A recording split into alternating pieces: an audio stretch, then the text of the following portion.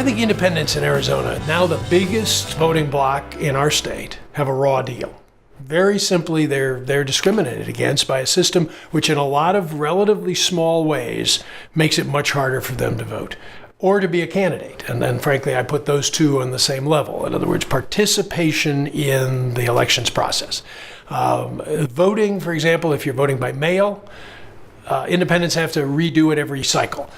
So they have to send in a postcard to say if they want a Republican or a Democratic vote. Republicans and Democrats get their ballots automatically. Independents have to request them. And the way that it gets requested is with a simple little postcard that comes in the mail. It's easy to overlook. It looks like junk mail. And that's it. You get that one chance. And if you don't send it back, you don't get a ballot, so you don't vote in the primary. That's why in 2012, only 7.8% of all registered independents actually voted in the primary. That's appalling. If that was an ethnic minority, the Justice Department would be all over us for discrimination. But it is, in fact, in Arizona, ironically, the biggest voting bloc in our state.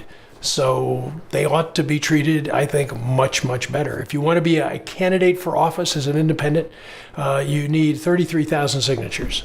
A Republican needs 7,000, a Democrat needs around 6,500. So who's being treated badly? Obviously, the independents are. And as a result, we've never had an independent elected to statewide office, or we've never had an independent elected to the legislature. The deck is stacked against them. And so in Arizona, if they're being honest, independently registered mothers have to tell their children, you will never grow up to be governor.